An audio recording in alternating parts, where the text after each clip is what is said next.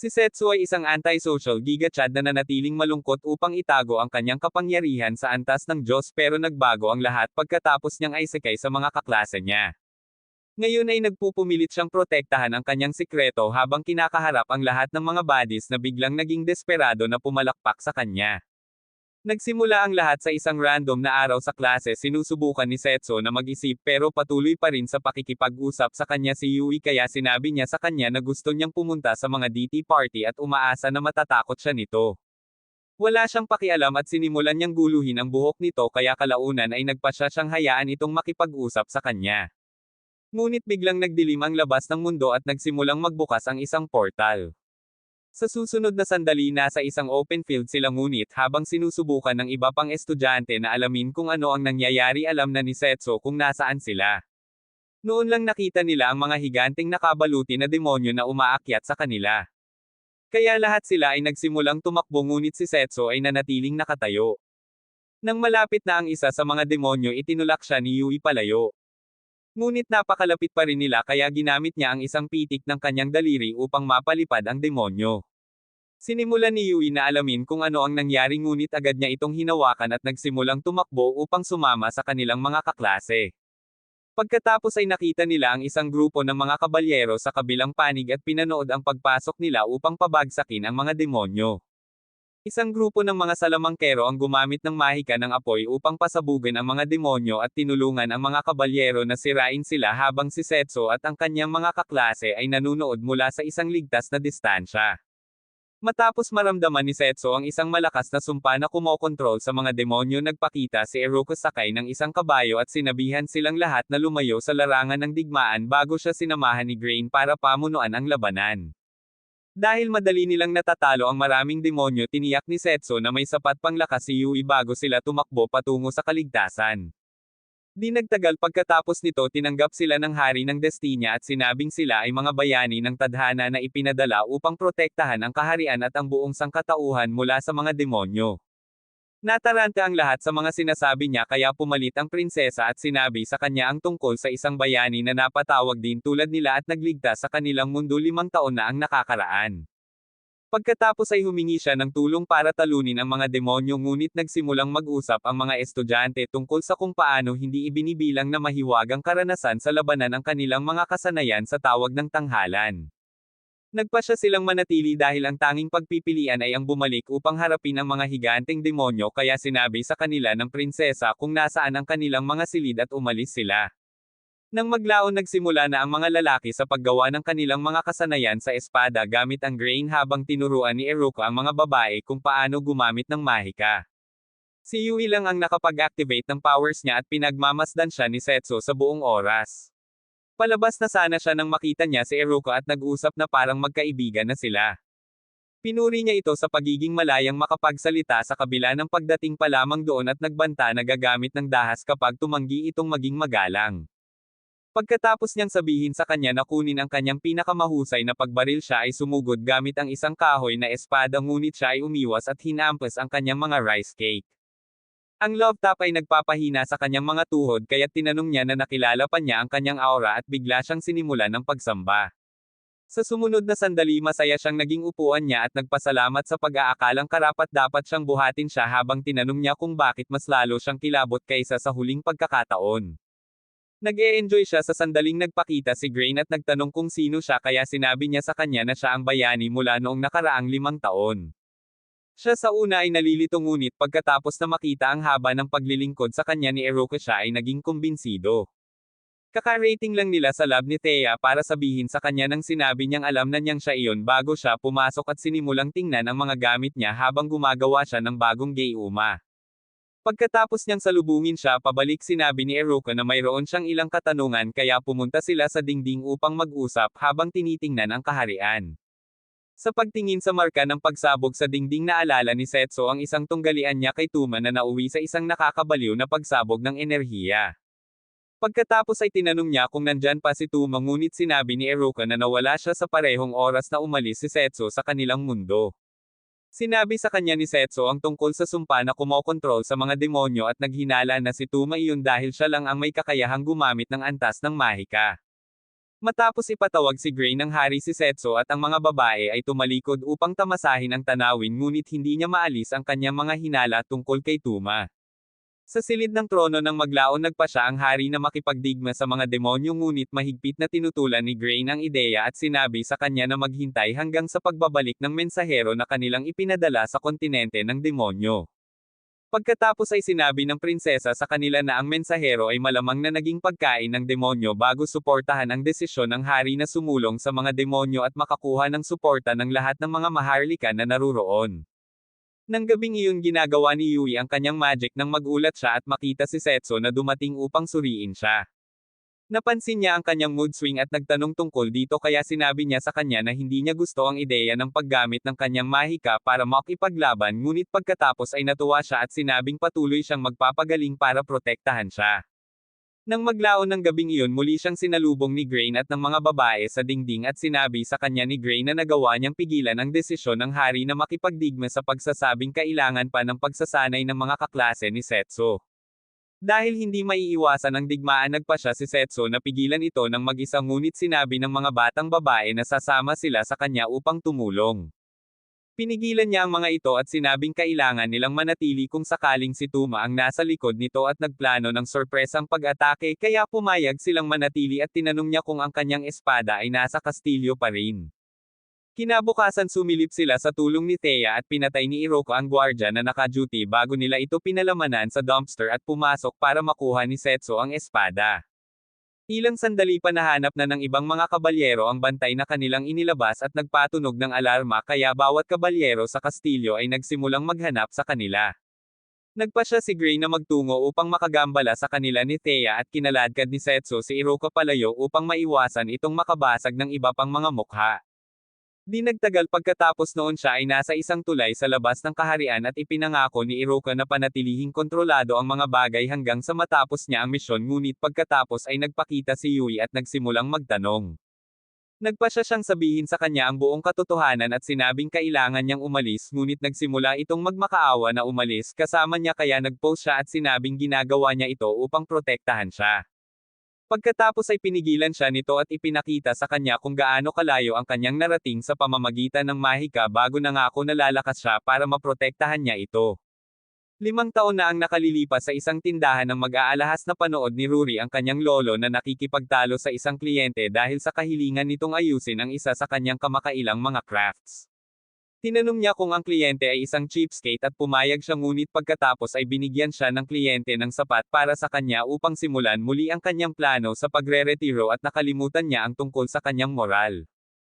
Pagkaalis ng kliyente tinanong ni Ruri ang kanyang lolo tungkol sa lahat ng mga talumpati na ibinigay niya sa kanya para sa karangalan at sinabi niya sa kanya na ang lahat ay may presyo. Lumiliko ang lahat ngunit ang kanyang buhay ay may isang presyo kaya pagkatapos ng seremonya ng libing makalipas ang 5 taon nagpa siya siyang kunin ang negosyo. Siya ay papunta sa isang port town upang maghatid ng isang gabi nang ang kanyang kabayo ay nakakaramdam ng gulo at huminto. Sa susunod na sandali isang demonyong baboy ramo ang sumalakay at pinatalsik siya sa kariton. Gumapang siya patungo sa pinakamahalagang bagay na inihahatid niya at sinigurado na maayos ito bago bumangon at nakalimutang may naghihintay na halimaw na gutom sa dugo upang magmeryenda sa kanya. Nang makitang ilang pulgada ang layo nito sa mukha niya bumalik siya sa realidad kaya sinimulan niyang makipag-ayos sa baboy ramo. Sa kasamaang palad nilaktawan nito ang klase sa ekonomiya at naghanda sa pagsalakay ngunit biglang nagpakita si Setso at ibinagsak ito. Nang sinubukan niyang tingnan si Ruri naisip niya na gusto nito ng pera at nagsimulang ipaliwanag kung gaano siya nasira. Pagkatapos niyang sabihin sa kanya na huwag mag-alala tungkol dito at bigyan siya ng isang kamay nakita niya na kakaiba ang hitsura nito sa kliyente mula 5 taon na ang nakakaraan. Pagkatapos ay tinanong niya siya kung bakit siya naglalakbay ng walang anumang seguridad at ipinaalala niya sa kanya ang kanyang pagkasira kaya binati niya ang kanyang kapalaran at nagsimulang magtungo. Pinigilan siya nito at tinanong kung maaari siyang maging security niya ngunit tinanggihan siya nito at sinabing mayroon siyang mas magandang bagay na dapat gawin. Pagkatapos ng maraming pagmamakaawa pumayag siyang tulungan siyang makarating sa daungan kaya sumakay sila sa kabayo at kinailangan nilang iwan ang iba pang gamit niya sa kariton. Gusto niyang makita kung ano ang espesyal na pakete ngunit tumanggi itong ipakita sa kanya at sa umaga nakarating sila sa bayan. Matapos sabihin sa kanya kung paano tumaas ang kalakalan pagkatapos ng matagumpay na pagtatapos ng digmaan mula 5 taon na ang nakakaraan, sinabi niya sa kanya ang tungkol sa isang kapitan na binayaran niya para sa natitirang bahagi ng kanyang paglalakbay, ngunit ilang sandali pa kinansela ng kapitan ang biyahe dahil gusto niyang pumunta sa Demon Continent. Sinubukan ni Setso na sabihin sa kanya na walang magdadala sa kanya sa Demon Continent, ngunit nagpasya siyang patuloy na subukan at tinanggihan ng bawat kapitan ng bangka sa bayan. Sa wakas ay nagpasya si Setso na tumulong, ngunit pagkatapos ay napatigil siya ng ilang mga kabalyero na nagtanong na malaman kung ano ang kanyang ginagawa. Pagkatapos niyang ibigay sa kanila ang kanyang mga dokumento sa merchant, sinabihan siya ng mga ito na ibigay ang espesyal na bagay sa kanyang bag, ngunit sinubukan niyang ipaliwanag na ito ay mahalaga. Gagamit na sana sila ng dahas nang pigilan sila ni Setso at tinanong kung may karapatan ba silang maghanap ng mga sibilyan. Sinimulan nilang pananakot sa kanya kaya't naghanda siyang bunutin ang kanyang espada at humawak din sila sa kanila. Nagsimulang magtipon ang mga sibilyan upang panoorin sila, kaya nagpasya silang umatras at nagbanta na arestuhin sila kung sakaling mahuli sila na kulang. Kinagabihan si Setso ay nasa tabi ng fountain na may sandwich habang si Ruri ay patuloy na nagpasalamat sa kanya at nagtanong kung paano niya nalaman kung ano ang sasabihin sa mga pulis. Sinabi niya sa kanya ang tungkol sa butil at pagkatapos ay pinuri siya sa hindi pag-cropping ng kanyang pantalon kapag pinagbantaan siya ng mga ito. Nagpasya siyang tulungan itong tumingin sa buong bayan para sa isang mandaragat na magdadala sa kanya sa Demon Continent, ngunit ng gabing iyon nakakuha sila ng silid upang makapagpahinga. Pagkatapos niyang maligo ay binigay niya ang hiyas na panoorin at tinanong niya ito kung ayos lang sa kanya ang paghawak nito, kaya ipinakita niya ito at agad niya itong nakilala. Sinabi niya sa kanya ang tungkol sa kung paano ang kanyang lolo ay isang sikat na mag-aalahas at ang kliyente na humiling ng pagkumpuni ng hiyas. Nagsimulang magkasakit ang kanyang lolo noong mga oras na iyon, kaya bago siya makarating sa mga huling yugto tinawag siya nito sa isang araw upang bigyan siya ng higit pang mga talumpati tungkol sa pera bago magmakaawa sa kanya na tiyaking naihatid ang hiyas. Sinabi niya kay Setso na ang dahilan kung bakit gusto niyang maghatid sa lahat ng gastos, kaya iniwan niya ito sa kanya at pumunta sa paliguan. Matapos hawakan ang hiyas at paginahin ang mahika nito, naalala niya si Sereno at ng gabing iyon pinilit niyang makatulog habang nasa mukha niya ang kamao ni Ruri. Sa sandaling iyon ang mga kabalyero mula kanina ay pumasok sa bahay panuluyan at hiniling na malaman ang kanilang silid na sinasabing sila ay mga especially iyan ng mga demonyo. Narinig sila ni Setso na paparating at hinawakan ang kanyang espada bago sila pumasok at literal na tinakot ang tae kay Ruri. Pagkatapos niyang tumalon mula sa bintana kasama siya, hinabol nila sila sa buong bayan hanggang sa makarating sila sa gilid ng pader ng bayan. Nang sabihin sa kanya ng mga kabalyero na sumuko, sinimulan niya silang tuyain at tinanong ni Ruri kung mayroon siyang death wish. Sa susunod na sandali hinawakan siya nito at tumalon sa gilid bago sumampa sa isang water dragon na tinawag niyang Livia. Sinabi niya sa kanya na dalhin sila sa Demon Continent, kaya nagsimula siyang lumabas at nagpasya ang mga kabalyero na itago sa kanilang sarili ang kanilang nakita. Sa daan patungo sa Demon Continent, napagtanto ni Ruri na ang dragon ng tubig ay si Leviathan, ang Diyos ng karagatan, at halos hindi makapaniwala sa kanyang mga mata. Ngunit pagkatapos ay nakita niya ang isang maliwanag na nagmumula sa kabilang panig at sinabi niya sa kanya na iyon ay ang Demon Continent. Sa pagsikat ng araw si Setso ay nagyaya para kay Livia habang siya ay kumuha ng kraken at nagsimulang humingi ng tulong nang siya ay nasakal nito at binasa siya ng tinta. Makalipas ang ilang sandali siya ay nasa kanyang anyo ng tao. Pinagmumura si Ruri bago tinanong si Setso kung bakit hindi niya ito tinulungan na ibagsak ang kraken. Aniya ang tagal na niyang hindi nakakita ng Kaiju Showdown at patuloy silang nagtatalo tungkol dito hanggang sa ipaalala sa kanila ni Ruri ang bangkay ng kraken na dapat nilang itapon. Makalipas ang ilang minuto, pinupuno nila ang kanilang mga mukha ng mga singsing na pusit na piniprito ni Setsu mula sa kraken at sinabi ni Livia kay Ruri na may malapit na bayan ng pangingisda bago nagsalita tungkol sa kastilyo ng Demon Lord. Pagkatapos ay pinaalalahanan ni Setsu si Ruri na siya ay sinadya upang ihatid ang pakete kay Sereno at alam din ni Livia kung sino ang kanyang kausap, kaya humingi ng paliwanag si Ruri. Nagulat si Livia na hindi pa niya alam, kaya ipinaliwanag niya na si Ruri ay sinadya na pumunta sa Evil Barrow Castle para ihatid ang mahiwagang hiyas kay Sereno na siya pala ang Demon Lord. Matapos magsimulang magpanic attack si Ruri, sinabi ni Livia na madali silang makakarating doon sa paglalakad at tumayo para umalis, ngunit pinigilan siya ni Setsu at tinanong kung bakit hindi niya sinusubukang sundan sila. Naasar na naman siya at pinaalalahanan siya na 5 taon na itong nawala para lang bumalik at gamitin siyang bangka habang nakikipagsapalaran kasama ang ibang mga hotties. Sinusubukan niyang ipagtanggol ang kanyang sarili ngunit may mga batang demonyo na nagpakita at nagsimulang gumawa sa kanya ng nakakalason na tunog kaya pinalamanan niya ang kanilang mga mukha ng mga singsing na pusit at sinabihan silang umalis. Ang sarap ay nabaliw sa kanila kaya nagsimula silang tumakbo sa paligid niya habang nagmamakaawa para sa higit pa at natapos niya ang paghila ng Kraken sa isang kariton habang papunta sila sa fishing village.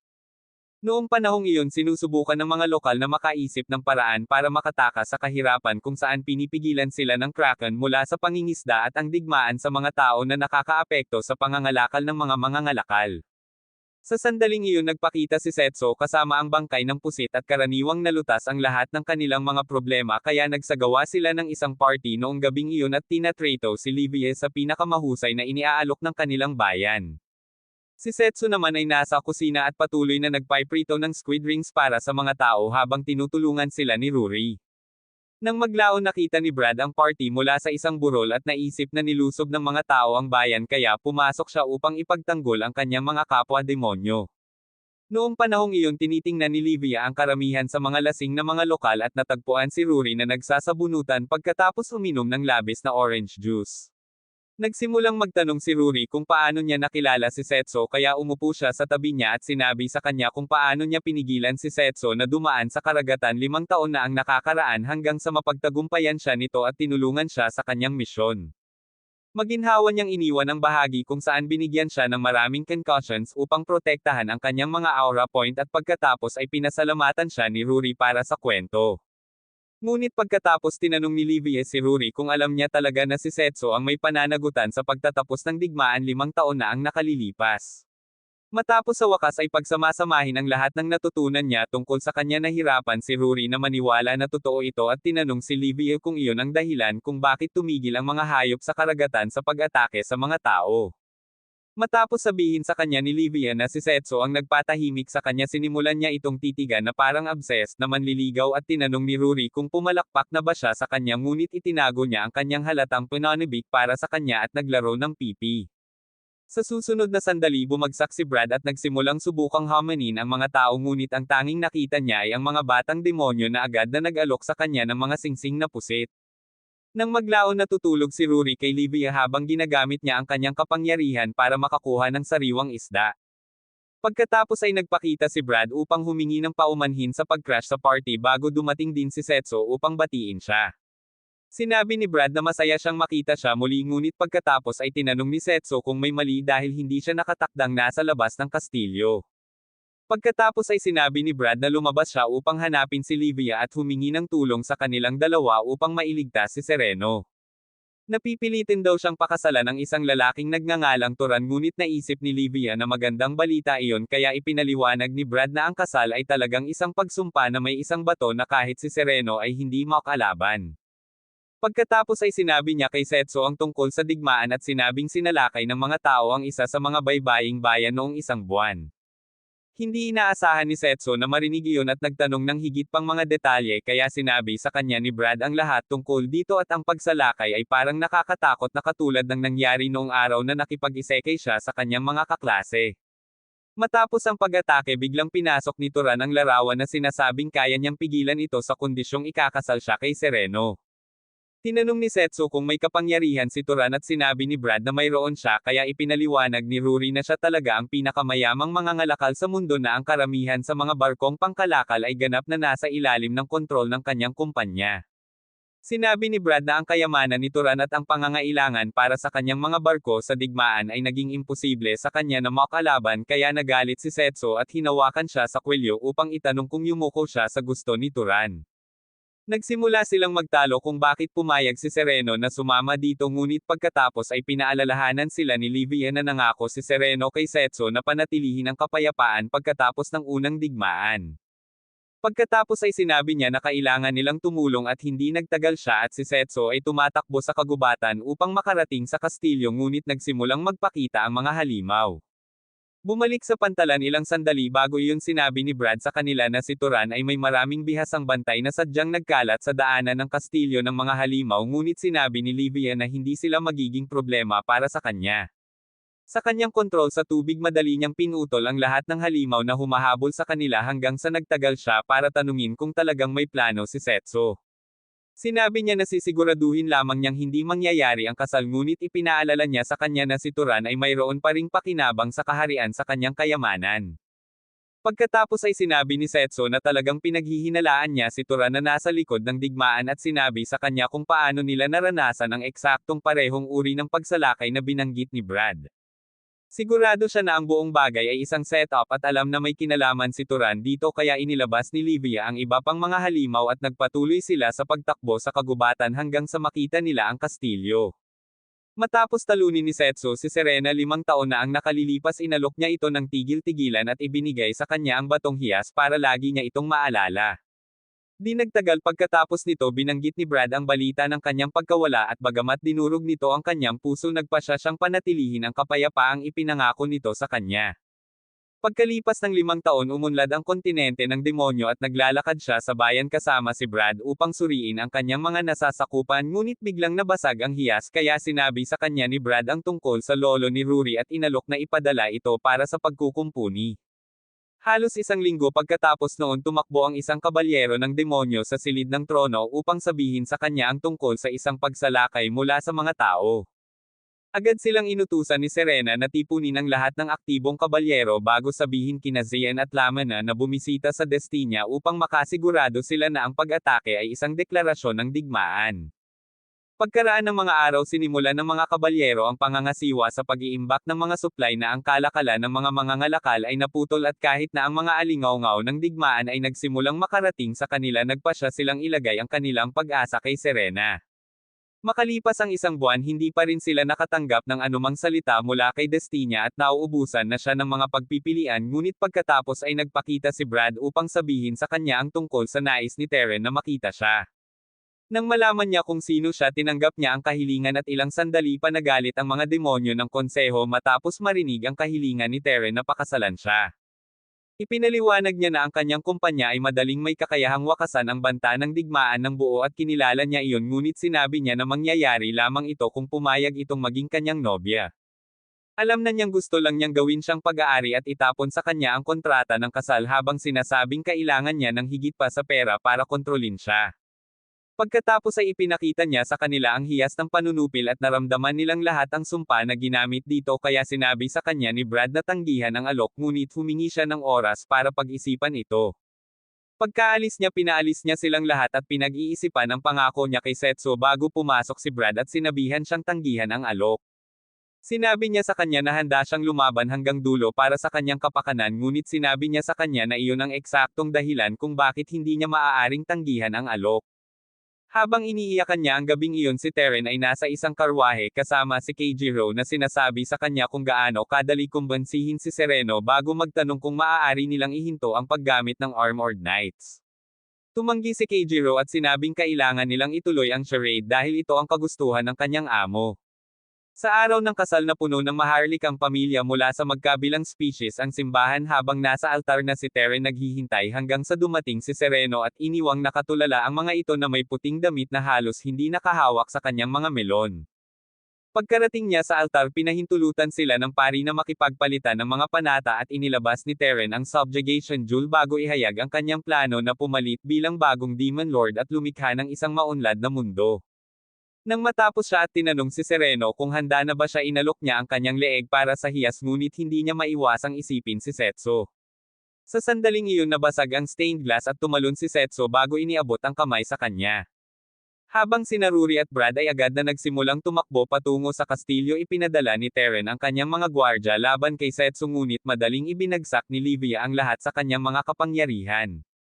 Matapos sabihin ni Livia kay Sereno na manatili sa mas madidilim na kulay nag-activate si Keijiro ng Dark Skill na nakulong sa kanya at tatapusin na sana siya ng Dark Tentacles ngunit nabasag ang mga ito bago siya matamaan. Sinusubukan niyang tingnan kung sino ang may gawa nito nang pumunta si Setsu sa likuran niya at hinampis siya sa mga upuan. Bumangon muli si Keijiro at sinubukang gumamit ng dark side sa kanya ngunit madali niya itong nahuli at pinunit gamit ang kanyang espada bago hinaranggan ang lahat ng galame ni Keijiro at hinampis siya sa ere. Nagpa siya si Keijiro na tumakbo para dito at nanumpa na maghihiganti siya bago tumilapon sa pader at tumakas. Agad namang tumalon si Sereno kay Setso at nagsimulang magtanong kung bakit niya ito iniwan ng matagal. Naantala ni Livia ang kanilang muling pagsasama matapos na maramdaman ang isang bagay mula sa mga gwardya ni Teren kaya tiningnan nila at nakita na sila ay gawa rin sa mga sumpa. Isang tingin sa panunupil na hiyas bago ito gumuho ay ang kailangan lang malaman ni Setso na si Tuma ang nasa likod ng lahat ng ito kaya nagpasya siyang hanapin siya at inalok ni Sereno na tulungan siya.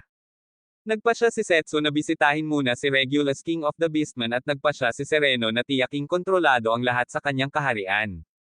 Ngunit pagkatapos ay nagsimulang magreklamo si Livia tungkol sa ginawang muli niyang bangka. Pagkatapos magpakita ni Brad at Rory ibinigay niya ang kahon ng hiyas kay Setso at sinabihan itong ibigay ito sa kanya mismo kaya ginawa niya ito at sa wakas ay muli siyang natuwa. Matapos arestuhin si Teren hiniling ni Sereno na swertehin si Setso sa kanyang paglalakbay at nangako siyang makikipag-date sa kanya pagkatapos ng digmaan. Binati rin siya ni Rory ng swerte at sinabi sa kanya na nag-alok si Sereno na tulungan siyang magsimula ng sariling tindahan sa isang lugar sa kaharian at nangako si Brad na tatakbo kung kailangan niya ng tulong. Dahil doon nagsimula silang makipagkita ni Livia kay Regulus at pinaalalahanan siya ni Sereno na bumalik sa kanya kapag natapos na ang lahat.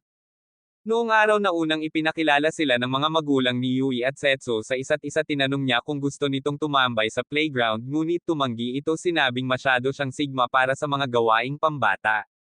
Nauwi sila sa pagiging malapit at ginagawa ang lahat ng magkasama sa kabila ng katotohanan na hindi talaga siya nagbago.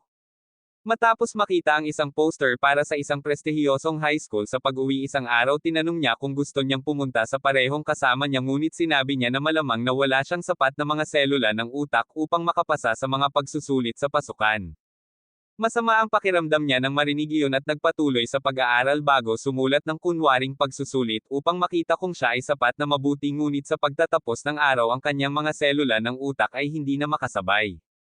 Isang grupo ng mga dropout ang nakakita sa kanya ng gabing iyon at sinubukan siyang kumbensihin na ang paaralan ay isang pag-aaksaya ng oras kaya't samahan niya sila sa pagbaril sa kanilang mga rice cake. Matapos magpakita si Setso at sabihin sa kanila na umatras naramdaman nila ang kanyang aura at umalis upang maiwasang matiklop na parang pretzel. Pagkatapos ay sinabi sa kanya ni Setso na hindi lubos na mali ang mga magnanakaw tungkol sa hindi niya pagiging matalino upang makapasok sa kanyang high school ngunit sinabi niya na susubukan pa rin niya ang kanyang makakaya upang makapasok. Nang makita ang kanyang determinasyon nag-alok siya na tumulong na palakihin ang kanyang utak sa pagpoproseso ng kapangyarihan at ipinaliwanag na kakailanganin ito ng maraming trabaho ngunit sinabi niyang handa siyang gawin ang anumang kinakailangan. Bumalik sa Destinia sa wakas ay nagsimulang gumamit ng kanilang mahika ang iba pang mga babae at sobrang nasa sabik ngunit ang sabog ni Yui ay nagpakumbaba sa kanila ng tunay. Matapos purihin si Yui sa kanyang pagpapabuti pinaalis sila ni Iroko ngunit habang ang ibang mga estudyante ay bumalik sa kanilang mga silid upang magpahinga si Yui ay tumakbo pagkatapos Iroka at Grain. Sa mga hakbang nagtanong siya tungkol sa kanilang relasyon ni Setso at nagsimulang magsalita si Iroka tungkol sa kung paano niya binago ang kanyang buhay sa pamamagitan lamang ng pagkakaroon. Pagkaraan ng ilang minuto tinanong niya si Yui kung ano ang gusto niya at sinabi ni Yui na gusto niyang makakuha ng espesyal na pagsasanay para makasama niya si Setso. Nang gabing iyon dinala siya ni Iroka sa dingding upang ipakita sa kanya ang mga epekto ng katapangan ni Setso sa panahon ng digmaan bago sabihin sa kanya na kailangan niyang i-maximize ang lahat ng kanyang mga istatistika at laging handa na tulungan si Setso kung kinakailangan. Nang marinig iyon nanumpa si Yui na lalakas at hinamon siya. Kaya ipinangako ni Iroka na hindi magmadali at sisingilan ang kanyang espada. Hinaranggan ni Yui ang unang pag-atake kaya sinubukan ni Iroka na gamitin ang kanyang mga icicle ngunit ginamit ni Yui ang kanyang flame magic upang makalaban at pareho silang nakipagtalo sa lakas hanggang sa lumayo si Yui at nagsimulang purihin siya upang itago ang katotohanang halatang gast siya. Pagkatapos ay sinabi niyang may kulang pa si Yui at dinala siya sa mga imbornal upang harapin ang sinabi niyang huling pagsubok na ibinigay nila sa mga bagong kabalyero. Sa susunod na sandali isang halimaw na buwaya ang tumalon mula sa tubig at sinabi sa kanya ni Iroka na harapin ito dahil gusto niyang tumabi kay Setso. Matapos ang unang matakot na gawa ni Yui na gamitin ang kanyang mahika sa apoy upang pasabugan ang buwaya at natuwa sa pag-aakalang tapos na ito. Ngunit sinabi sa kanya ni Iroka na mag-isip muli at nakita niya na ang kanyang apoy ay asar lamang sa buwaya. Pumasok ito para hatiin siya sa kalahati ngunit pinigilan niya ito gamit ang kanyang tungkod at kumuha ng malalalim na hiwa mula sa mga kuko nitong matatalas na labaha. Matapos niyang gumamit ng mas malakas na putok para mapatomba ito, bumangon pa rin ito kaya sinabihan siya ni Iroka na tapusin na ito, ngunit nag-alinlangan siya. Ipinaliwanag ni Iroka na wala siyang lakas na palakpakan ang kanyang mga kaaway na siyang pumipigil sa kanya bago gamitin ang kanyang mahika upang wakasan ang Croc at hinayaan si Yui na mag-isip sa kanyang sinabi. Kinaumagahan nakahiga pa rin siya sa kama at iniisip ang buong bagay nang magpakita si Thea at gumamit ng healing magic sa kanyang mga sugat. Pagkatapos ay ipinaliwanag niya na itinutulak siya ni Iroka dahil gusto niyang maging malakas siya para lumaban sa tabi nila. Matapos ipaliwanag ni Thea na ang pakikipaglaban sa tabi ni Setsu ay lubhang mapanganib, tinanong niya si Yui kung bakit gusto niya ito at sinabi niya sa kanya kung paano siya tinulungan ni Setsu sa buong pagkabata nila bago sinabing gusto niyang ibalik ang pabor. Matapos hilingin ang kanyang kapalaran, lumabas si Thea at sinabihan si Iroka na huwag mag-alala tungkol sa kanya, ngunit nag-aalala pa rin siya kung makakagawa si Yui ng mahirap na mga pagpipilian sa larangan ng digmaan. Kinalaunan noong araw na iyon, papalabas na si Gray nang makita niyang wala pa ring iniisip si Yui at hinayla siya sa isang tabi para pag-usapan ito. Sinabi niya sa kanya na madali para sa kanya na palakpakan ang kanyang mga kaaway dahil mas gugustuhin niyang pahirapan sila kaysa hayaan silang saktan ang kanyang mga kaibigan. Pagkatapos ay sinabi niya sa kanya na maghanap ng sarili niyang dahilan para makipag-away at umalis para makapag-isip siya tungkol dito. Kinabukasan gumamit siya ng isang putok upang sunugin ang buong lugar ng pagsasanay sa panahon ng mga klase at sa gabi muli siyang dinala ni Iroka sa mga imburnal. Sa pagkakataong ito, tinalikuran niya ang kanyang pagmamahal sa kalikasan at ginawa ang lahat sa pamamagitan ng napakalaking bowl ang apoy na nagpabango ng Croc kaysa sa Thanksgiving turkey. Pinupuri siya ni Iroka, sa wakas ay naging cold-hearted nang sabihin niyang kaka-knockout lang ang Croc at sinabi kay Iroka na hinding-hindi siya magpapadala ng kahit sino sa kabilang panig. Kinabukasan ipinaalam sa kanila ni Gray ang desisyon ng hari na magsimula silang sumulong patungo sa Demon Continent at pinaalis sila upang magsimulang maghanda. Habang papunta sa Beastman Continent noong araw na iyon, sinabihan ito ni Setsu kay Levi na itigil ang pagpupuno sa kanyang mukha bago ipaalala sa kanya ang talumpati na ibinigay niya tungkol sa pagbibigay sa kanya ng lahat para sa misyon. Pagkatapos ay ipinaalala niya sa kanya na halos wala siyang silbi hanggang sa makarating sila sa daungan at patuloy na pinupuno ang kanyang mukha. Tinanong niya kung maaari ba niyang dalhin ang mga ito doon sa isang solong bound at nagsimula siyang magreklamo tungkol sa kung paano nangangailangan ng maraming mahiwagang enerhiya ang paggawa na hindi pa niya handang sayangin. Sa susunod na sandali may biglang nagpahinto sa karwahe kaya hinawakan ni Setsu ang kanyang espada. Ngunit dalawang babae lang ang sumusubok na sumakay at isa sa kanila ay si Elise. Agad niyang nakilala si Setsu at pilit na pinipigilan ang kanyang mga luha matapos itong hindi makita sa loob ng 5 taon. Di nagtagal pagkatapos noon, sinabi niya kay Levi na tinulungan siya ni Elise sa kanyang misyon noong huling beses siyang napatawag. Matapos simula ni Elise na sabihin sa kanila ang tungkol sa mga espesyal na pamamaraan na ginamit ni Setsu upang turuan siya kung paano lumaban, nagsimulang maghinala si Levi, ngunit pagkatapos ay sumabad si Emer upang magpakilala. Sinabi ni Elise na magkapatid sila at nalito iyon kay Setsu dahil hindi niya naalala na nagkaroon siya ng isa sa huling pagkakataon, ngunit sinabi niyang may dahilan ito. Pagkatapos ay tinanong niya siya kung nasaan siya sa nakalipas na 5 taon at lahat sila ay biglang naging interesado sa kanyang sasabihin, kaya pagkatapos ng ilang minuto ibinigay niya sa kanila ang buong kwento. Pagkatapos ay hiniling niya sa kanya na sumama sa kanila sa paglalakbay sa Beastman Continent para makapaglakbay sila ng magkasama tulad ng dati, ngunit tinanggihan siya nito at sinabing mayroon siyang iba pang dapat asikasuhin at sinabi ni Emer na kasalanan niya ito. Si Elise ay kumukuha ng mga trabaho sa pangangaso ng halimaw bilang pagsasanay pagkatapos mawala si Setsu at nauwi sa pagkuha upang asikasuhin ang isang problema sa dragon sa isang maliit na bayan. Natuloy siya sa tirahan ni Emer ng gabing iyon at pagkatapos ng hapunan tinanong ni Elise kung mag-isa siyang nakatira habang namumulot ng mansanas. Sinabi ni Emer na minsan siyang tumira kasama ang kanyang kapatid, ngunit nawala ito nang unang lumitaw ang dragon sa nayon. Matapos ihain ni Emer ang mga mansanas, sinabi ni Elise na ibobomba niya ang preno sa kanyang mga paglalakbay upang manatili sa kanya bilang kapatid at tuwang-tuwang sumang-ayon si Emer dito. Pagkatapos ay tinanong ni Setsu kung ginamit ng dragon ang kanyang kapatid bilang merienda at kinailangan niyang sabihin sa kanya ni Livia na ay dial down ang kanyang malamig na puso, ngunit sinabi ni Elise na may iba siyang hinala. Tila ang lahat ng mga taga-nayon na nawala mula nang lumitaw ang dragon ay naglaho lamang ng walang anumang katibayan ng pakikibaka na humantong sa kanya upang maniwala na sila ay pinalayas. Noon nagsimula si Elise sa pamamagitan ng pagbaba ng ward laban sa kasamaan at sinabi kay Emmer na gusto niyang pumasok para mailabas niya ito. Nag-alala si Emmer para sa kanyang kaligtasan ngunit nangako si Elise na babalik ito ng ligtas at sinabihan siyang bumalik sa loob. Ilang sandali pagkaalis ni Emmer nagpakita ang dragon at sinubukang pasabugin si Elise ngunit umiwas siya at binigyan ito ng masamang hiwa gamit ang kanyang espada bago ito hinabol. Sa kalaunan ay nawalan siya ng malay sa dragon at nagpa siya na bumalik ngunit pagkatapos ay nakita niya na lahat ng naiwan sa nayon ay nawala maliban kay Emmer na nagtatago pa rin sa bahay. Nang wala na ang buong nayon nagpa siya si Elise na dalhin si Emmer sa lungsod ngunit kailangan pa rin niyang malaman kung ano ang nangyari kaya tinanong niya sina Setso at Livia para sa anumang ideya na mayroon sila tungkol dito.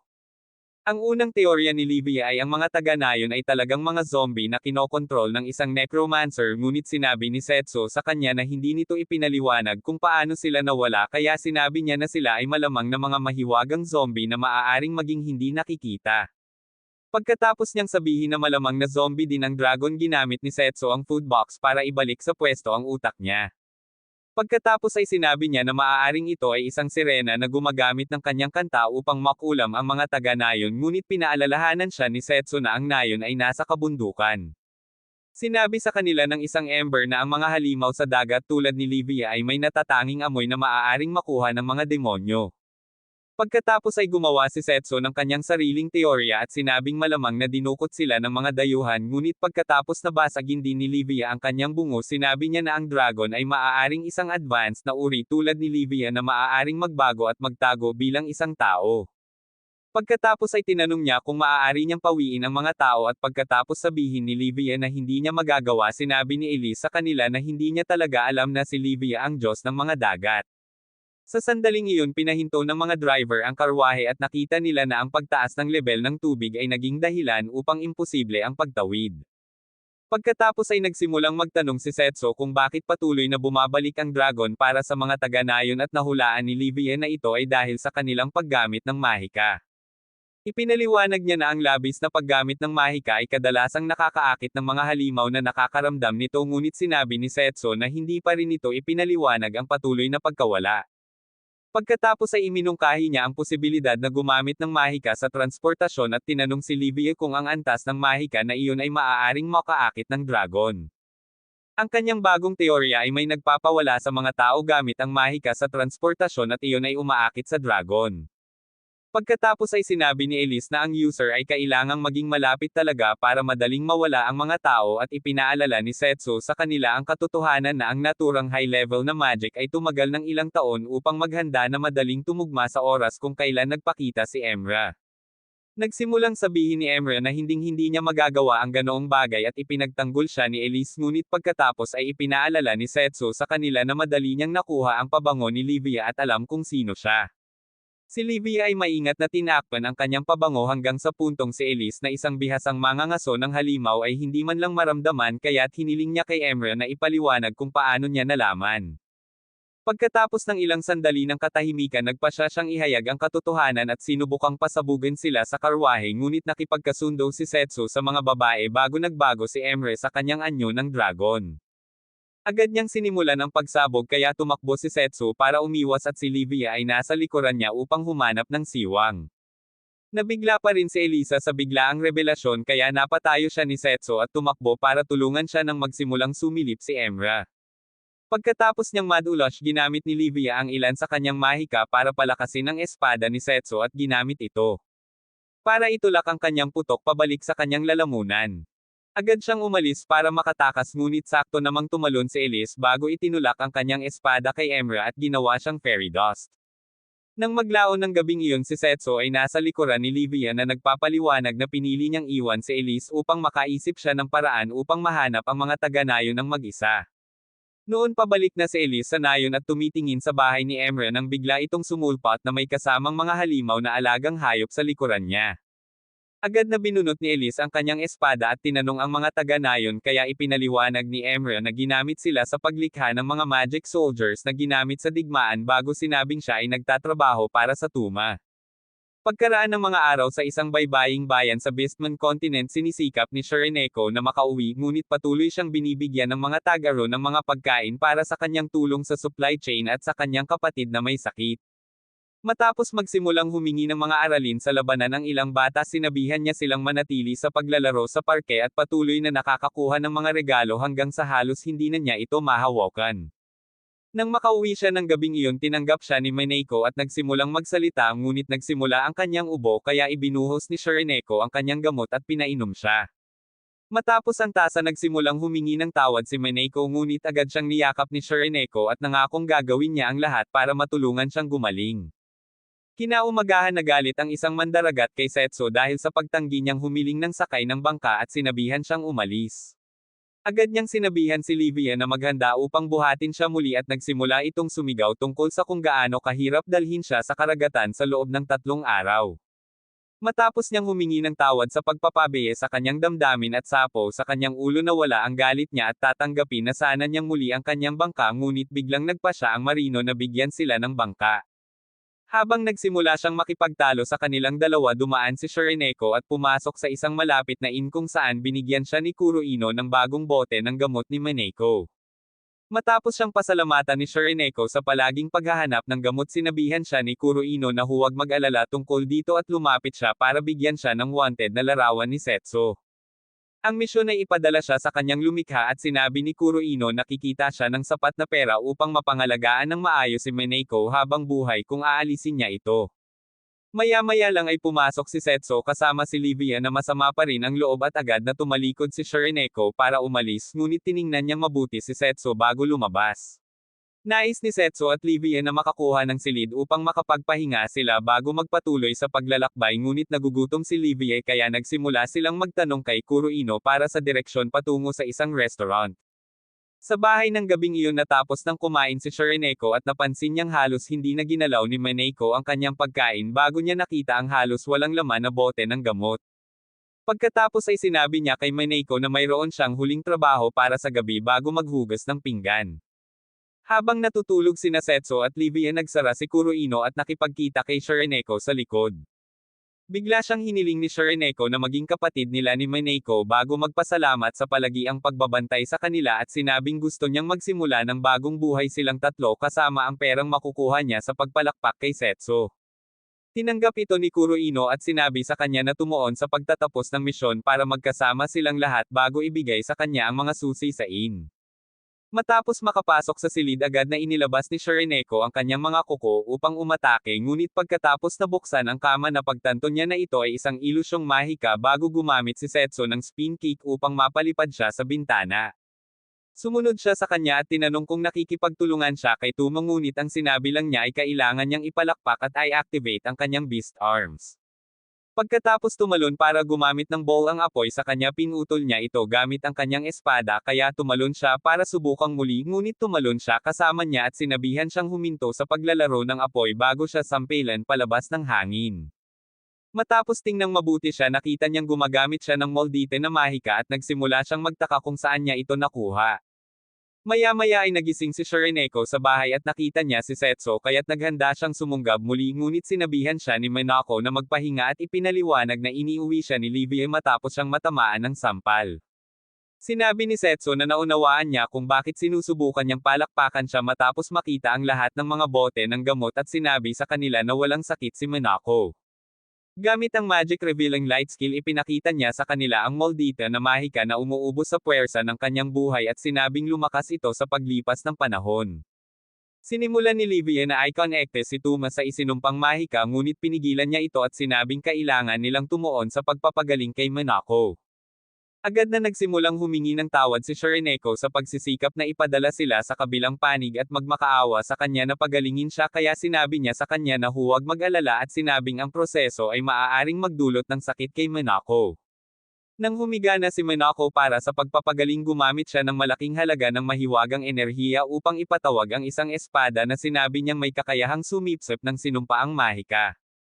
Nang sinimulan niyang kunin ang sinumpaang magic gamit ang espada, nagpakita si Kuroino at tumalon si Shireneko upang protektahan siya mula sa ninja star na ibinato nito sa kanya.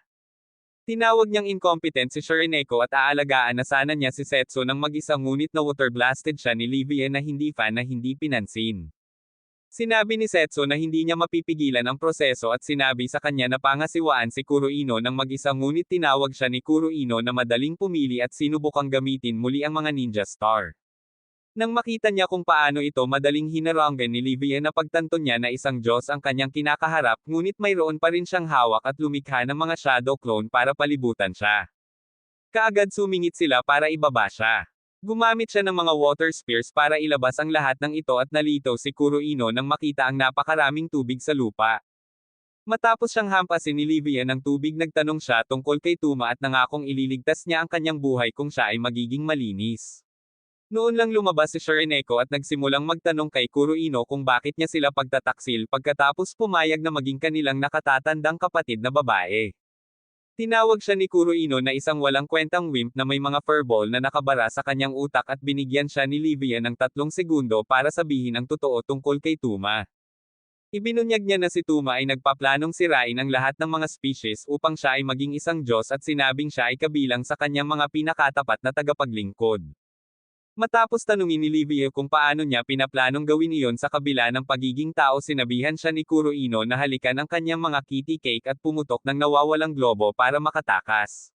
Noon lang lumabas si Setsu at agad na tumakbo si Shireneko para yakapin si Minako na bumalik sa normal pagkatapos niyang bunutin ang lahat ng Moldita na mahika. Ipinakita niya ang sinumpaang kwintas kay Livia at nagbiro tungkol sa pagtatangka ni Tuma na maging isang Diyos bago ito durugin ngunit sinabi ni Livia na maaari niya itong hilahin kaya nangako si Setsu na pipigilan siya.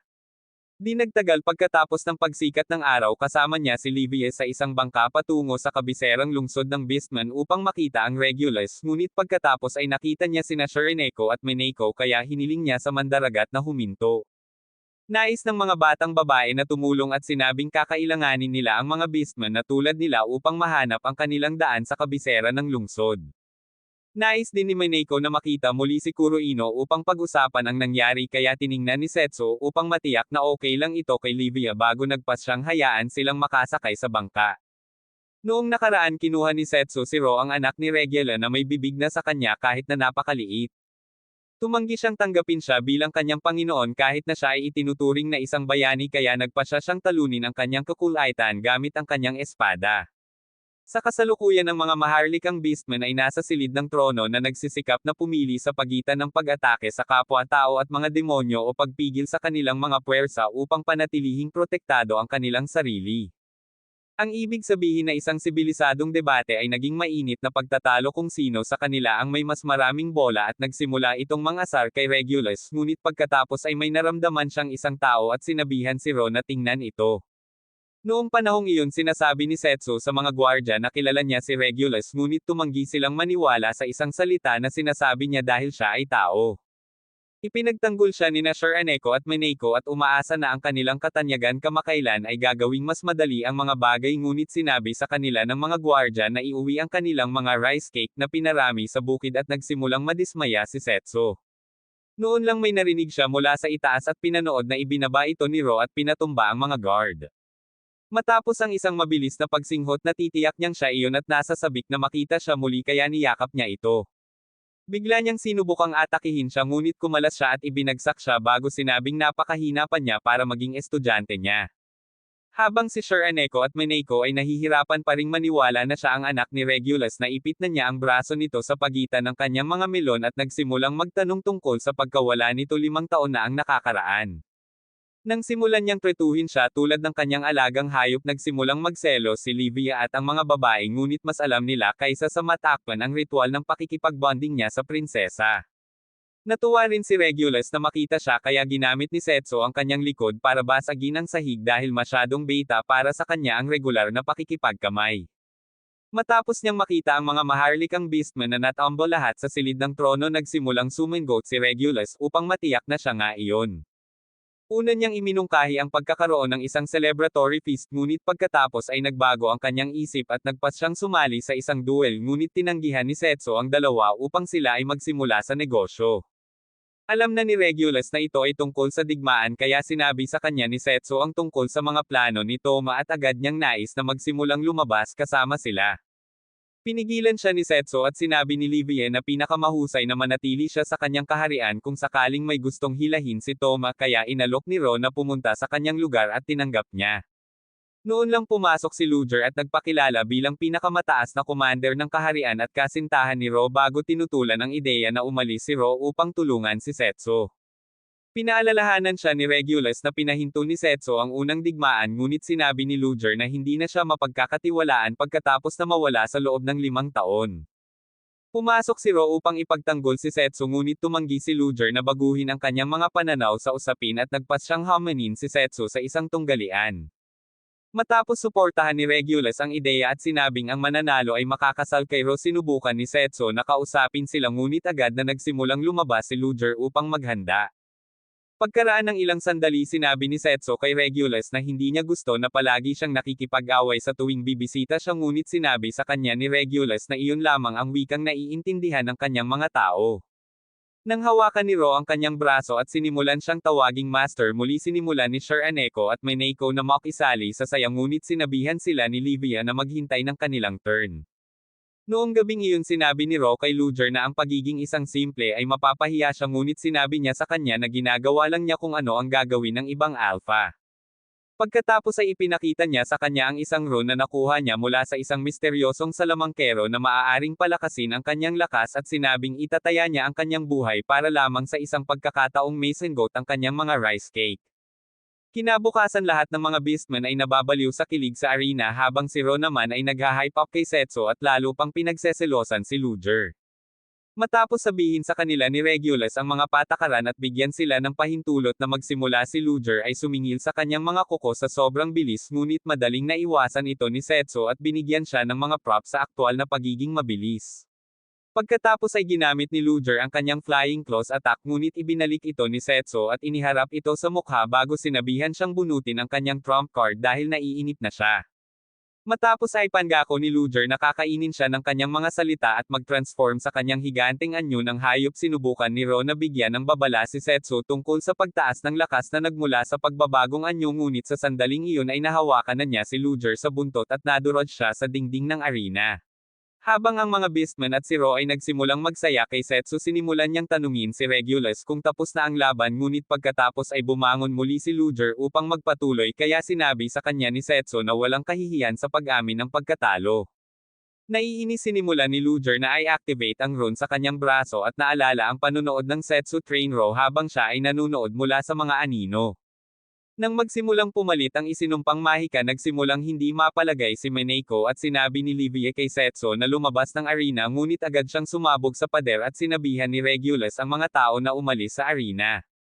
Matapos ibigay ni Livia kay Setsu ang kanyang espada, si Luger ang sumugod kaya't nagpasya siyang pakalmayan siya sa pamamagitan ng pagtanggal ng kanyang braso ngunit agad itong binago ni Luger at muling umatake.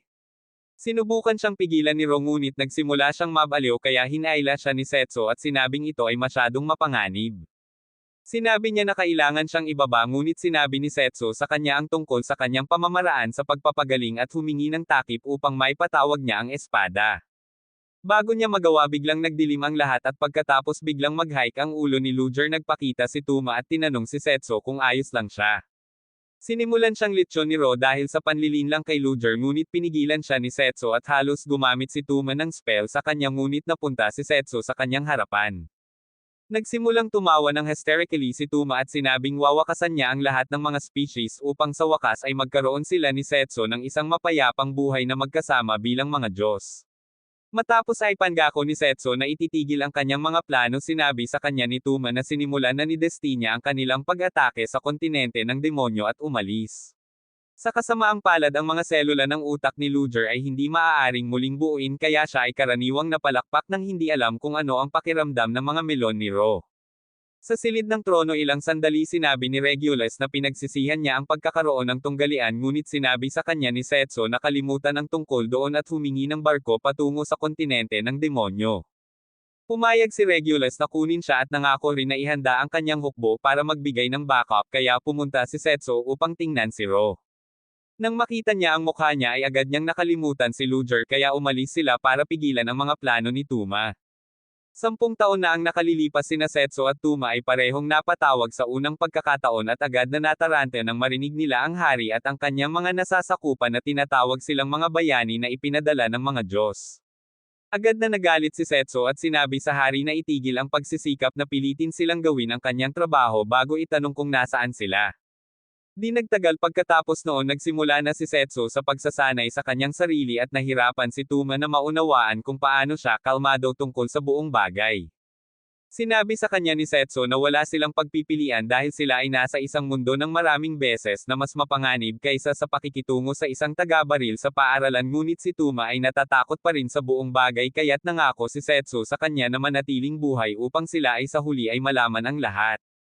Sa pag-akyat mamaya biglang iminungkahi ni Setso na itigil ang digmaan ng magkasama, ngunit naisip ni Tuma na imposibleng gawin nilang dalawa ang pag-alis. Nakumbinsi siya ni Setso na isipin man lang na subukan ito dahil teknikal silang mga bayani kaya pumayag siya at nakipagkamao sila rito.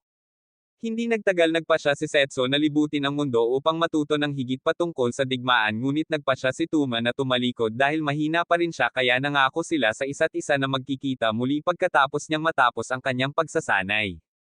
Umalis si Setso kasama sina Grain, Iroka at Thea noong gabing iyon na iniwan si Tuma upang magsanay ng mag-isa hanggang sa kalaunan ay naging isang kabalyero na kilala bilang Silver Hero makalipas ang ilang taon. Pagkatapos nito tinalakay niya ang kanyang mga pangarap na muling makasama si Setso at tapusin ang digmaan kasama ang mga sundalong nasa ilalim niya at silang lahat ay nangako na isakripisyo ang kanilang sarili para sa kanyang layunin. Hindi nagtagal pagkatapos noon nilusob nila ang isang bahagi ng kontinente ng demonyo at pumasok sa isang templo kung saan pinamunuan niya sila upang patayin ang bawat demonyong mahahanap nila. Matapos makarating sa kaloob-looban ng templo at makahanap ng estatwa na may hawak na hiyas, nakita niya ang mga temple priest na agad na nagsimulang magmakaawa na iligtas at lumakad patungo sa kanila nang may ngiti sa kanyang mukha bago malupit na ipinadala sila sa daigdig ng mga espiritu.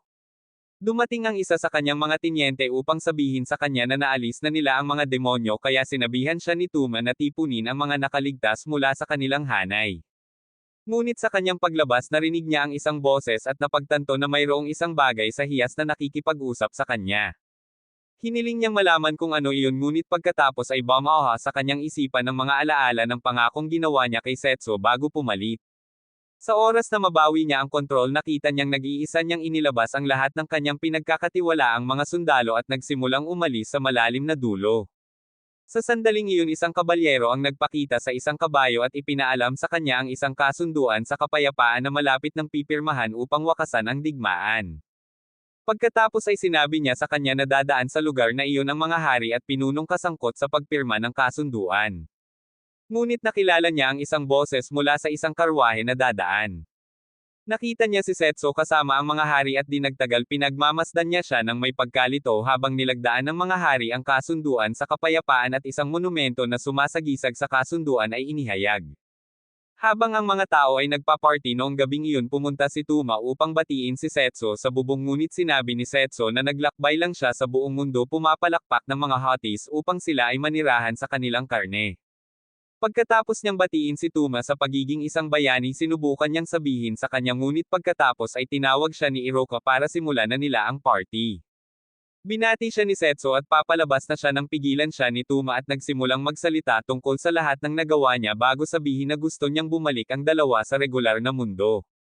Sinabi niya sa kanya ang tungkol sa templo at sinabing nakahanap siya ng paraan upang makabalik gamit ang kanyang espada, ngunit pagkatapos ay sinabi sa kanya ni Setso na katangahan ang bumalik pagkatapos wakasan ang digmaan. Ang marinig iyon ay durog sa puso ni Tuma dahil noon pa man ay gusto niyang gawin nila ang lahat ng magkasama at ang kanyang sakit ay nagsimulang buhayin ang isinumpang mahika sa hiyas.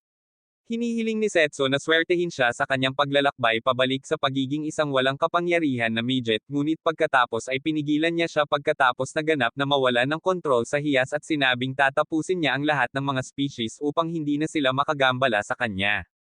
Naramdaman ni Setso na malapit na siyang magmumok at ipinatawag ang kanyang espada sa oras na harangin siya, ngunit iyon ay nagpapataas lamang ng psychosis ni Tuma kaya nagsimula silang magsagupaan ng mga espada at tinawag siya ni Iroka pagkatapos makita ang mga spark.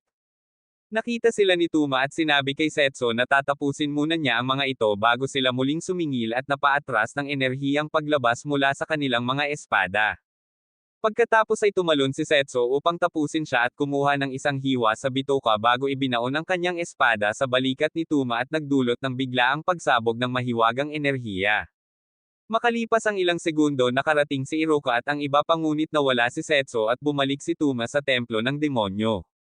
Pagkatapos niyang sabihin ang kanyang huling mga salita sa hiyas naghanda siyang tumikim ngunit pagkatapos ay nagsimula itong kumikinang at may ipinakita sa kanya.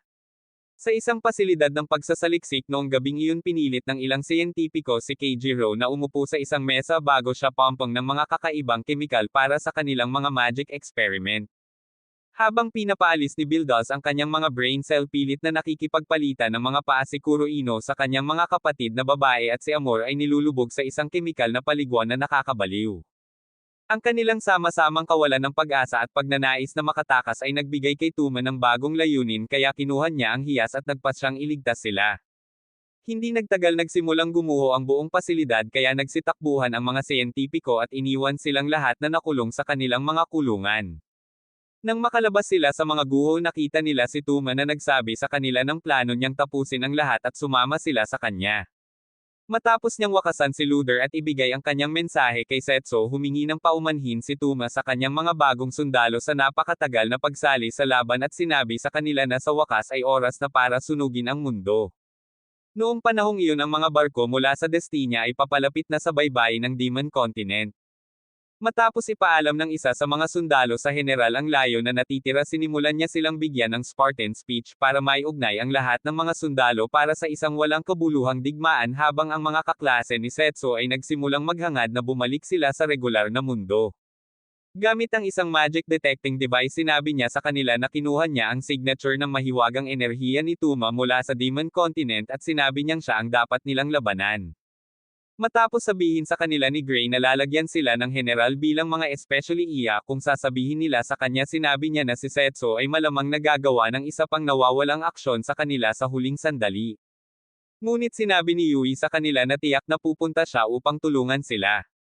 Sinabi niya sa kanila ang tungkol sa pangako nito sa kanya sa tulay bago nag-strike ng Kringy Pose at iyon ay nakatago sa kanilang puso kaya nagpa siya sina Iroka at Bray na mag-focus sa pagtigil hanggang sa magpakita si Setso. Pagkatapos ay sinabihan ni Thea si Yui na tumutok sa kanyang layunin na huwag pumalakpak kahit kanino dahil sa teknikal na paraan ay hindi nila sinadya upang labanan ang mga demonyo. Makalipas ang ilang sandali lahat sila ay nakarating sa baybayin ng Demon Continent at pumasok upang simulan ang digmaan. Gumamit ang mga demonyo ng mga magic blast para salubungin sila kaya sinabihan ni Grain ang mga babae at ang mga kaklase ni Setso na sundan siya sa likuran ng Demon Camp upang maiwasan ang karamihan sa labanan. Pagkatapos ay inutusan ng general ang kanilang mga magic user na gumanti ng putok upang ang mga sundalo sa lupa ay makapasok sa mga kampo ngunit ang mga demonyo ay lumaban upang hilahin sila.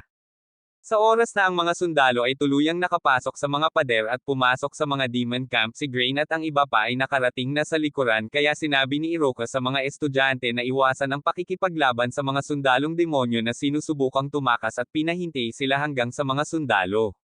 Sa likod na bawasan bago siya sisingilin sina Grain at Thea para ilabas ang malalakas. Pagod na ang mga kaklase ni Setso sa pagiging walang kwentang NPC kaya nagpa siya silang sumama sa laban ngunit isa sa kanila ay body pa rin ang puso at hindi masyadong natatakot na kumilos. Halos idagdag siya ng isang sundalong demonyo sa bilang ng kanyang katawan ngunit nahulog siya sa mahika ng apoy at pinuntahan siya ni Yuki.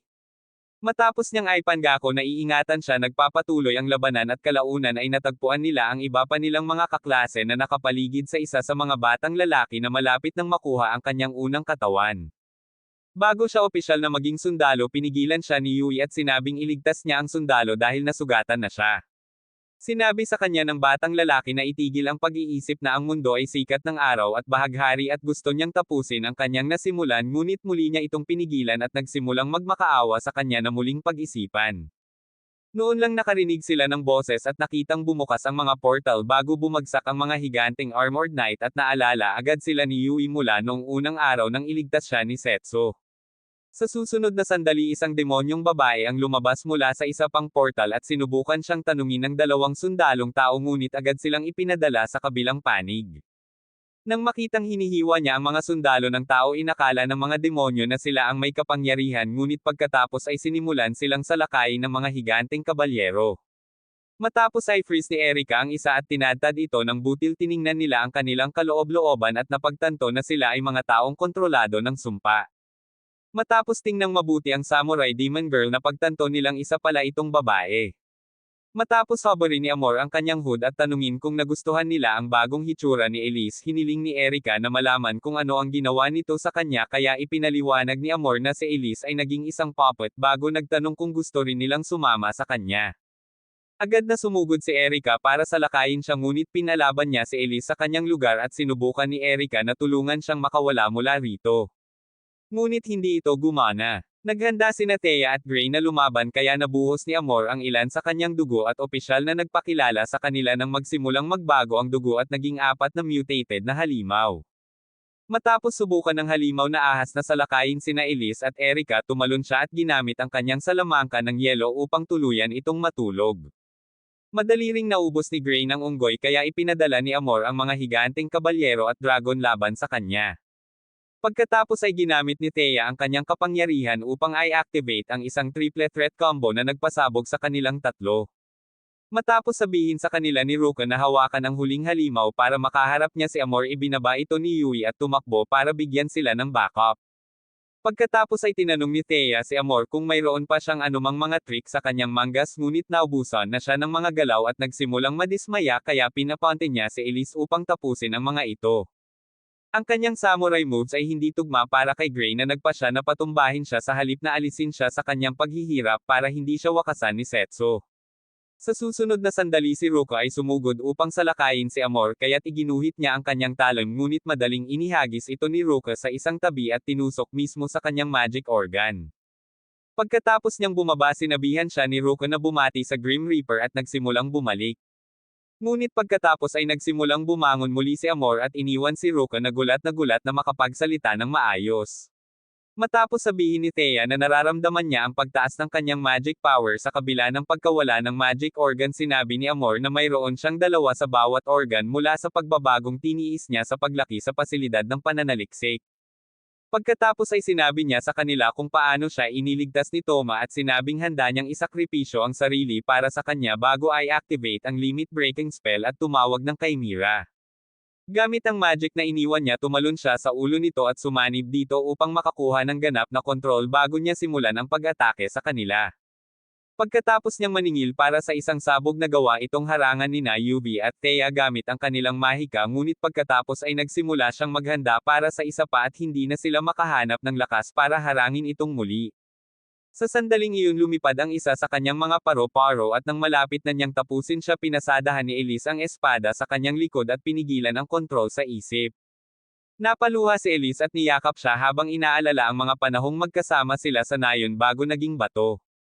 Di nagtagal pagkatapos noon, tinitingnan ni Ruka at Grain si Elise habang kasama ni Thea si Yuvi na naghahanap kay Amor, ngunit pagkatapos ay nakaramdam sila ng isang malakas na salamangka at nakita nila ang isang isinumpang kamay na sumasabog mula sa lupa bago si Keijiro ay nagpakita ng kanyang sarili.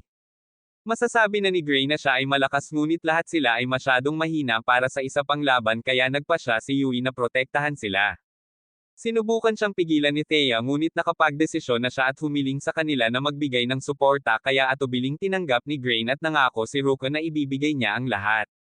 Pagkatapos niyang mag-charge, si Keijiro ay naghanda sa pag-atake, ngunit pagkatapos ay naramdaman nilang lahat si Setsu at pinanood habang siya ay bumaba sa langit na parang gravity, ay nagpapahinga bago sabihin kay Yui na siya ay bumalik upang panatilihing ligtas siya.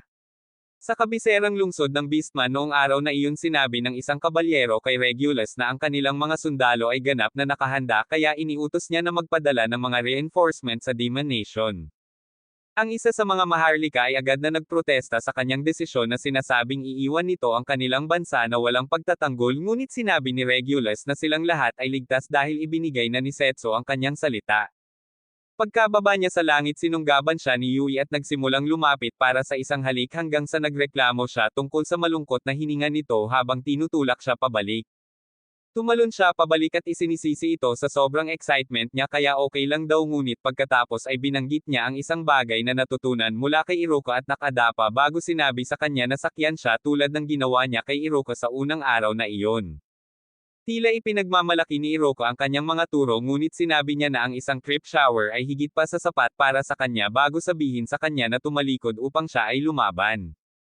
Nagpasalamat si Keijiro sa kanyang pagpapakita dahil nagdasal siya para sa pangalawang round at hinubad ang kanyang robe para ipaalala sa kanya ang kanilang away noong kasal ni Sereno. Pagkatapos niyang maningil ng Moldite na magic nagpa siya si Setsu na seryosohin siya at agad na pinaandar ni Yui ang kanyang barrier magic upang mapanatili silang protektado mula sa labanan. Nang makita iyon sinabi ni Keijiro na si Yui at ang iba pa ay mga kaawa-awang mahina bago tinanong si Setsu kung bakit niya sila pinoprotektahan. Sinabi ni Setsu na wala siyang anumang masamang papalakpak kung hindi niya sila protektahan at sisingilan ang kanyang espada upang simulan ang kanilang laban. Noong panahong iyon si Kuroinyo ay gumagamit ng mga ninja star upang pasabugan ang parehong mga sundalo ng tao at demonyo ngunit pagkatapos ay isang biglaang pagsabog ang nagpaatre sa kanya at si Sir Aneko ay tumalon kasama si Mineko. Matapos purihin ni Mineko ang Catwoman look ni Kuroinyo nagsimulang magkwento si Sir Aneko tungkol sa kung paano nila nalaman na siya ay may mabuting puso at nag-alok na tulungan siya kung titigil siya sa pagsubok ng mga lalaki. Nagalit lang iyon sa kanya kaya sinubukan niyang usok ang mga iyon gamit ang kanyang mga blades ngunit madali nilang hinaronggan ito at napagtanto na kailangan nilang idamay sa kanya. Matapos tanungin ni Kuroinyo kung iaalay ba nila ang kanilang buhay para sa kanyang layunin tumayo si Mineko upang pigilan siya na makarating sa Sir Aneko at pinuri siya ni Kuroinyo sa pagiging isa na may mga bola sa pamilya. Ngunit handa na rin si Sir Aneko para sa usok kaya nangako siyang ipapadala silang dalawa sa langit at sisingilan. Itinigil ni Sir Aneko ang kanyang pag-atake upang makatakas si Mineko ngunit sinabi ni Kuroinyo na kailangan nilang gawin ang higit pa kaysa sa pagtalon upang makatakas at magpatuloy sa mga pagbawa sa lupa sa kanilang dalawa. Pagkatapos ay binigyan ni Shironeko ng senyales si Mineko at pinabagsak ang mga binti ni Kuroino para hindi siya balanse bago ginamit ni Mineko ang kanyang mga tuhod para ihampis siya sa lupa. Nang makita siyang nahihirapan nagpa siya si Shironeko na tapusin ang laban para hindi na sila pumalakpak sa kanya ngunit bigla siyang gumamit ng mga galame para agawin si Mineko. Matapos sabihin na babayaran niya ang mga ito para sa pagpilit sa kanya na gamitin ang mga kamay ng kanyang mga kapatid na babae hinampis niya si Shironeko sa lupa at sinimulang pisilin ang buhay mula kay Mineko. Bigla siyang nagalit sa kanila at nagpa siya na gamitin ang limit break para ma-maximize ang kanyang kapangyarihan. Nagawa ni Shironeko na iwasan ang kanyang pag-atake ngunit ang braso ay dumaan sa lupa at tinamaan siya ng isang nakamamatay na suntok na nag-iwan sa kanyang pagkibot sa lupa habang si Mineko ay dahan-daang pinaikot ang kanyang loob. Pagkatapos bumangon sinabi ni Shironeko ang parehong bagay ngunit patuloy na umaatake si Kuroino gamit ang kanyang mahiwagang kamao kaya tumalon si Shironeko patungo kay Mineko at nag-activate ng isang nakatagong kasanayan na pumutol sa mga galame ni Kuroino bago sila nagsama-sama. Nang makita ang kanilang lihim na kakayahan sinubukan pa rin ni Kuroino na igisa ang mga ito kaya ipinakita nila ang kanilang nakakabaliw na bilis at sinabing hindi siya katugma sa kanila. Nagpa siya si Kuroino na manindigan sa kabila ng takot at na-activate ang lahat ng kanyang mga braso para salakayin sila ngunit gumamit sila ng spin attack at pinunit ang lahat ng armas. Matapos bumagsak si Kuroino sinabihan nila siyang sumuko ngunit bumangon siya at nagsimulang alalahanin ang buhay kasama ang kanyang mga kapatid na babae bago ang mga eksperimento. Nang sinubukan niyang umatake muli dinurog nila ang kanyang tadyang gamit ang body shot at naghiwalay sa isa't isa. Matapos sabihin ni Kuroino na hindi patas para sa kanila na magkaroon ng masayang buhay na magkasama nagtanong si Mineko tungkol sa kanyang mga kapatid ngunit si Kuroino ay masyadong mahina para magsalita kaya nagpa siya silang tumulong sa iba at iniwan siya doon. Noong panahong iyon si Bildos ay nag-iisa sa harap ng isang grupo ng mga demonyong sundalo kaya't sumalakay sila sa pag-aakalang madali siyang talunin ngunit wala ni isa sa kanilang mga espada ang tumagos o nagbigay man lang ng gasgas. Madali niyang natangay ang lahat at ipinakita ang kanyang Balenciaga outfit bago hinampas ang kanilang mga ulo gamit ang kanyang mga kamao at sinabihan ang iba na kumuha ng kanilang pinakamahusay na mga shot. Noon lang lahat sila ay may narinig na kung sino at pinanood ang pagbagsak ni Rye na may isang suntok na nagpalipad kay Bildos. Naramdaman niya kaagad na nabasag ang kanyang mga palso ngunit sinabihan niya ang mga sundalo na umatras bago bumangon si Bildos at binigyan siya ng mga props para sa pamamahala upang makuha ang drop sa kanya. Matapos din niyang purihin ang kanyang katawan ng bakal sinabi niya sa kanya na ang mga siyentipiko ay karaniwang pinagpalit ang kanyang tunay na kalamnan para sa bakal bago pag-usapan kung paano siya iniligtas ni Toma. Nagalit siya nang marinig ang pangalan nito at sinabi kay Bildos na si Toma ay isang tyrant. Ngunit sinabi ni Bildos na alam na niya iyon at handa pa rin siyang ipaglaban para makaganti siya sa mundo sa pag-abandona sa kanya. Nang sinimulan niyang litsyon si Luger para sa paglabas ng kanyang utak na asar ito at sinubukang basagin ang kanyang panga sa pamamagitan ng isang sipa ngunit halos hindi ito nagkaroon ng epekto sa kanya at iniwan siya ng dumudugo na binti. Sinabi niya sa kanya na huwag kailanman pagtawanan ang kanyang mga tao at sinimulan niyang i-charge ang kanyang mga kamao upang pasukin ang kanyang utak, ngunit sinabi niya na napagod siya sa kanyang pagyap at nagsimulang gawing mga particle ng bakal ang kanyang katawan. Matapos sabihin sa kanya na tumakas kung magagawa niya ganap siyang natunaw sa mga particle ng bakal at bumuo ng mga ball ang metal bago siya inatake mula sa bawat direksyon hanggang sa nagsimula siyang umubo ng dugo. Nang mahulog siya akala niya ay nakapasok na siya sa liwanag at nagpas siyang lumaban sa ibang ngunit nagsimula itong bumangon at iniwan siyang binaril.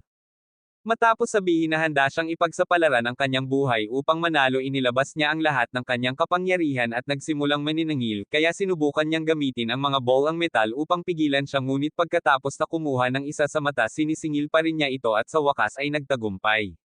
Nang makita ang kanyang galit nagpa siya si Bildos na ilabas din ang lahat ng kanyang kapangyarihan bago siya itulak pababa at sinimulang suntukin siya.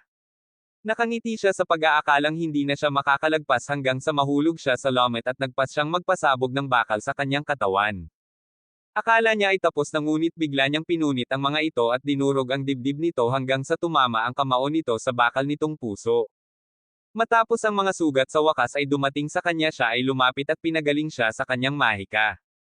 Nang tanungin siya nito kung bakit niya ito ginawa sinubukan niyang magpaliwanag ngunit ang kanyang mga pinsala ay nagpabagsak sa kanya kaya tinanong siya nito kung bakit siya nagtatrabaho kay Tuma. Dahil daw sa walang ibang tatanggap sa kanyang bakal na sausage at sinabihan siyang ituloy ang laban kaya nangako itong ipagpatuloy ang kanyang pamana at umalis. Noong panahong iyon nakikipaglaban pa rin si Keijiro kay Setsu na madaling itinulak siya pabalik at sinabing ang kanyang mga welga ay masyadong mahina. Matapos gamitin ang kanyang shadow skill para maparalisa siya si Keijiro ay sumingit para sa huling suntok ngunit si Setsu ay sumabog at hinaranggan siya bago siya itulak muli at sinabihan siyang tawagan si Tuma dahil tapos na siyang gamitin siya bilang isang warm-up round. Nagsimulang tumawa si Keijiro at sinabing isa sa panganib niya ang lahat para sa isang panalo bago ilabas ang lahat ng kanyang kapangyarihan gamit ang limit break. Pareho silang sumakay para sa pag-atake at sa pagkakataong ito nagawa ni Keijiro na harangan si Setsu ngunit pagkatapos ay tumalon siya mula sa isang pader upang makakuha ng mas mabilis para sa isang nakamamatay na hiwa na nakatutok sa kanyang balikat. Hindi pa rin nakapasok si Setsu dahil sa magic absorbing armor ni Keijiro at nalaglag ng isang masamang suntok sa mukha. Sinabihan siya ni Keijiro na sumuko kaya nagpa siya si Setsu na ilabas ang ilan sa kanyang lakas sa unang pagkakataon at gumamit ng pag-atake ng Phantom Slice upang basagin ang lahat ng kanyang sandata. Sinabi niya kay Keijiro na isa pang pagtatangka ang magwawakas sa kanyang buhay ngunit sinabi ni Keijiro na mas gugustuhin niyang mawala ito kaysa kunin ang L kaya sinisingil niya ang natitira sa kanyang espada at atubiling inihatid ni Setsu ang huling hiwa. Sa kanyang huling hininga pinasalamatan ni Keijiro si Setsu sa ginawa niyang pakikipaglaban sa lahat ng mayroon siya at sumama sa kanyang mga ninuno. Naramdaman kaagad ni Tuma na lahat sila ay natalo kaya sinimulan niyang bitawan ang kanyang isinumpang mahika habang papunta sa kastilyo ni Sereno para mahanap siya ni Setsu. Noong panahong iyon natagpuan na lamang ni Livie si Sereno na inakala niyang ligtas na sila dahil naramdaman din niya ang pagkamatay ng mga goons ni Tuma.